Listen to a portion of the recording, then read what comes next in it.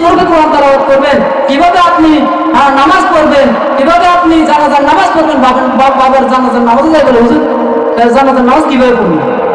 আপনার এত বড় ডিগ্রি নিয়ে লাভ কি হয়েছে? ঠিক আছে, সমস্যা নেই, আপনি ডাক্তার হন, ইঞ্জিনিয়ার হন, উকিল হন, ব্যারিস্টার হন, কোনো সমস্যা নাই, কিন্তু আগে ইসলামের যে আপনাদের পরিপূর্ণ কি ইসলামের ভিতরে ঢুকতে হবে। আপনার ইসলামের যে গুরুত্বপূর্ণ যে এলেমগুলো আছে এগুলোকে আগে অর্জন করতে হবে। মা বাবার প্রতি খুব একটা দরখাস্ত থাকবে যে আপনি আপনার সন্তানকে ডাক্তার বানান, ইঞ্জিনিয়ার বানান, উকিল বানান, ব্যারিস্টার বানান, যা বলতো তাই বানান, কিন্তু আগে ইসলামের কি মৌলিক যে জ্ঞানগুলো, গুরুত্বপূর্ণ যে জ্ঞানগুলো সেগুলো আমি শিক্ষা দেন। তারপর ডাক্তার বানান, ইঞ্জিনিয়ার বানান, যাই কিছু তাই বানান। কারণ মুসলমান সমাজের মধ্যে ডাক্তারের প্রয়োজন আছে, ইঞ্জিনিয়ারের প্রয়োজন আছে, উকিলের প্রয়োজন আছে, ব্যারিস্টারের প্রয়োজন আছে, সবকিছুরই দরকার আছে। কিন্তু একজন মানুষ অসুস্থ হয়ে গেল, এখন তার চিকিৎসা প্রয়োজন, এই চিকিৎসাটা কে দিবে? এই জন্য ডাক্তারের প্রয়োজন আছে না আছে। একজন মানুষ ঘর বানাবে, তাহলে ঘর বানালে একজন মিস্ত্রির প্রয়োজন আছে, ইঞ্জিনিয়ারের প্রয়োজন আছে, সেই ইঞ্জিনিয়ারটা কি? আসসালামু আলাইকুম ওয়া রাহমাতুল্লাহি ওয়া বারাকাতুহু। نحمده ونستعينه ونستغفره ونعوذ بالله من شرور أنفسنا من يهده الله فلا مضل له ومن يضلل فلا هادي له ونشهد أن لا إله إلا الله وحده لا شريك له ونشهد أن محمدا عبده ورسوله أرسله بالحق بشيرا ونذيرا بين يدي الساعة من يطع الله ورسوله فقد رشد ومن يعصيهما فإنه لا يضر إلا نفسه ولا يضر الله شيئا. أعوذ بالله من الشيطان الرجيم. بسم الله الرحمن الرحيم. سبحانك لا علم لنا إلا ما علمتنا إنك أنت العليم الحكيم. وقال الله تعالى إن الذين آمنوا وعملوا الصالحات وأقاموا الصلاة وآتوا الزكاة لهم أجرهم عند ربهم ولا خوف عليهم ولا هم يحزنون.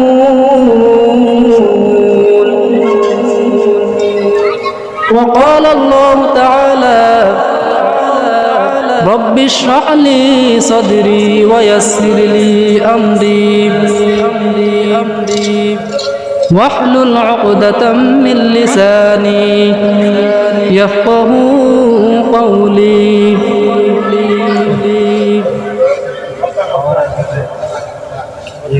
قال رسول الله صلى الله عليه وسلم العلماء ورثة الأنبياء. وقال رسول الله صلى الله عليه وسلم التائب من الذنب كمن لا ذنب له. एक चश्मे ज़दल गाफिल शाह नबाशी शायद कि निगाह कुनदागाह नवाशी शायद कि निगाह कुनदागाह नवाशी मायूस ना हो अहले ज़मी अपने खता से तकदीर पलट जाती है मुद्दों के दुआ से तकदीर पलट जाती है मुद्दों के दुआ से আলহামদুলিল্লাহ আমরা প্রথমে ওই মহান আল্লাহ পাক রব্বুল আলামিনের দরবারে লাখো কোটি শুকরিয়া আদায় করি যেই মহান আল্লাহ পাক রব্বুল আলামিন আমাদেরকে অত্যন্ত দয়া ও মায়া করে এই ফিতনা ফাসাদের জামানায় বিভিন্ন ধরনের কাম থেকে আমাদেরকে বিরত রেখে ছোট সাতবাড়িয়া হামিয়া সুন্নাহ মাদ্রাসার মাহফিলের মধ্যে আসার বসার আমাকে কিছু বলার এবং আপনাদের সবাইকে তা হতে শোনার তৌফিক দান করে দিয়েছেন। তাই ওই মহান মানব ওই মহান মুনিবের ওই মহান আল্লাহ পাক রব্বুল আলামিনের দরবারে লাখো কোটি শুকরিয়া আদায় করে অন্তরের অন্তঃস্থল থেকে হৃদয়ের আবেগ খুলে মন থেকে মনের থেকে ঈমানি আওয়াজকে উঁচু করে বলি আলহামদুলিল্লাহ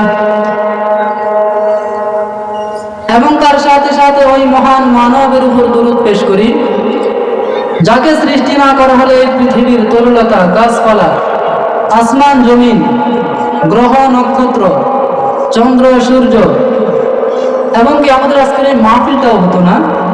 তাই ওই মহান মানবের উপর দুরূদ ও সালাম পেশ করে আমরা আরো একবার বলি অন্তরের অন্তঃস্থল থেকে হৃদয়ের আবেগ খুলে মন থেকে মনের থেকে সাল্লাল্লাহু আলাইহি ওয়াসাল্লাম।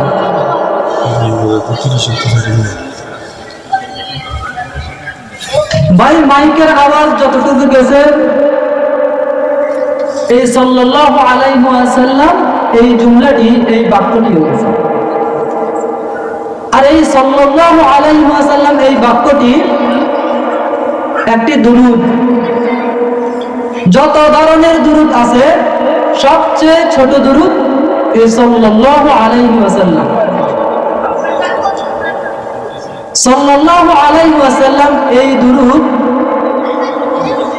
এই সাল্লাল্লাহু আলাইহি ওয়াসাল্লাম এই দুরূদটিও যদি একবার কেউ পড়ে তো কিতাবের মধ্যে লেখে যে একবার দুরূদ শরীফ পাঠ করবে তার 10টি গুনাহ মাফ হবে, 10টা নেকি আমলনামার মধ্যে লিপিবদ্ধ হবে এবং 10টা সম্মান মর্যাদা বুলন্দ হবে, উঁচু হবে, বৃদ্ধি পাবে। قال رسول الله صلى الله عليه وسلم من صلى علي واحدة صلى الله عليه عشرا। রাসূলুল্লাহ সাল্লাল্লাহু আলাইহি ওয়াসাল্লাম বলেন যে ব্যক্তি একবার দুরূদ শরীফ পাঠ করবে আল্লাহ পাক রব্বুল আলামিন তার দিকে 10 বার রহমতের নজরে তাকাবেন। সুবহানাল্লাহ। আল্লাহ নবী আরো হাদিসের মধ্যে বলেন যে আল বখিলু মান যুকিরতু ইনদাহু ওয়া লাম ইউসাল্লু আলাইহি, যে সবচেয়ে কৃপণ সবচেয়ে বখিল সবচেয়ে ইতর ওই ব্যক্তি যার কানে আমি নবী মুহাম্মদের নাম এসেছে, আমি নবী মুহাম্মদের কথা সে শ্রবণ করেছে, আমি নবী মুহাম্মদের কথা সে শুনেছে কিন্তু সে সাল্লাল্লাহু আলাইহি ওয়াসাল্লাম বলেন। তাহলে সবচেয়ে বখিল সবচেয়ে কৃপণ এবং সবচেয়ে ইতর ওই ব্যক্তি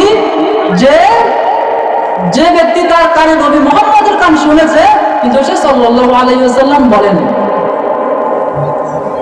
এই কারণে এই যখনই নবী মুহাম্মদ সাল্লাল্লাহু আলাইহি ওয়াসাল্লামের নাম আমাদের কাছে আসবে আমরা শুনবো শ্রবণ করবো সাথে সাথে সাল্লাল্লাহু আলাইহি ওয়াসাল্লাম বলতে যাতে আমাদের ভুল না হয় সেদিকে খুব কি খেয়াল রাখতে হবে।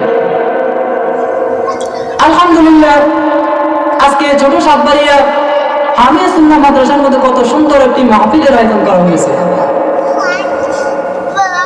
এই গ্রামের মধ্যে একটি সুন্দর নুরানি মাদ্রাসা প্রতিষ্ঠিত হয়েছে। আমার বুঝ থেকে আমি এই পথ দিয়ে অনেক চলাফেরা করেছি, আলহামদুলিল্লাহ। কখনো চিন্তাও করি নাই, ভাবিও নাই যে এই জায়গার মধ্যে একটি নুরানি মাদ্রাসা প্রতিষ্ঠিত হবে। চিন্তা ভাবনা তো দূরের কথা, কখনো কল্পনাও করি নাই যে এইখানে একটি নুরানি মাদ্রাসা কি হবে, প্রতিষ্ঠিত হবে। এই নুরানি মাদ্রাসাটাতে এখানে প্রতিষ্ঠিত হয়েছে, এটা এলাকাবাসীদের জন্য বড় একটি নিয়ামত। এই নুরানি মাদ্রাসাগুলোর ফলে আমাদের ছোট ছোট সোনামণিরা, আমাদের ছোট ছোট শিশুরা, আমাদের ছোট ছোট বাচ্চাগুলো খুব সহজে কোরআন শুদ্ধরূপে পড়তে পারে এবং ইসলামের ইম্পর্টেন্ট নলেজগুলো এই নুরানি মাদ্রাসাতে কি তারা শিক্ষা লাভ করে। এছাড়াও বিভিন্ন ধরনের মাসলা মাসায়েল এই নুরানি মাদ্রাসাগুলোর মধ্যে কি সরু সরু বাচ্চারা শিখে। আজকে আমাদের মাহফিলের যিনি প্রধান মেহমান, প্রধান আকর্ষণ, মুফতি ইউসুফ কাসেমি বারাকাল্লাহু ফি হায়াতি। আমি ওনার এক মাহফিলের মধ্যে ওনার বয়ান শোনার জন্য গেছি। তো উনি এক মুরব্বীকে দাঁড় করেই বলে দিয়েছেন, প্রাসঙ্গিক এই নুরানি মাদ্রাসার আলোচনা আসছে। এক মুরব্বীকে দাঁড় করাই দিয়েছেন যে মুরব্বী বলেন তো, কেউ যদি উলঙ্গ হয় অজু ভাঙবে? উনি বলছে হ্যাঁ ভাঙবে। গালি দিছে অজু ভাঙবে। এরপরে টিভি দেখছে অজু ভাঙবে। এভাবে 6-7টা কারণ উনি উল্লেখ করছেন, মুরব্বী সবগুলোতে কি বলে দিচ্ছেন যে অজু ভেঙে যাবে। অথচ অজু ভাঙার কারণের মধ্যে যতগুলো কারণ হচ্ছে একটা কারণ নেই। ইউসুফ কাসেমি বারাকাল্লাহু ফি হায়াতি উনি একজন নুরানি মাদ্রাসা, ওই মাদ্রাসার একজন ছাত্রীকে আসি বলছেন যে বাবা তুমি বলো অজু ভাঙার কারণ কত। ওই বাচ্চাটি সুরে সুরে বলে দিছে অজু ভাঙার কারণ 7টি। পাখানা পেশাবের রাস্তা দিয়ে কোনো কিছু বের হওয়া, মুখ করিয়া বমি হওয়া, এভাবে 7টা কারণ কি পরপর করে বলে দিছে। অথচ আমাদের বহু প্রাপ্তবয়স্ক, বহু যুবক শ্রেণীর লোক আছে, বহু মুরব্বী শ্রেণীর লোকও আছে যারা অজু ভাঙার কারণ কয়টি এটা জানে না, কি কি সেটা জানে না, কোরআন শরীফটা শুদ্ধরূপে পড়তে জানে না, দোয়াই কুনুতটা পারে না, তাশা উঠতে পারে না শুদ্ধরূপে পড়তে, দুরূদ শরীফটা পড়তে পারে না।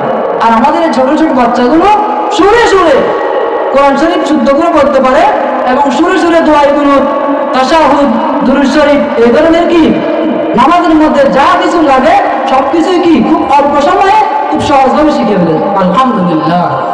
এখন তো বহু মা বাবা আছে যে মাদ্রাসা দিতে রাজি না,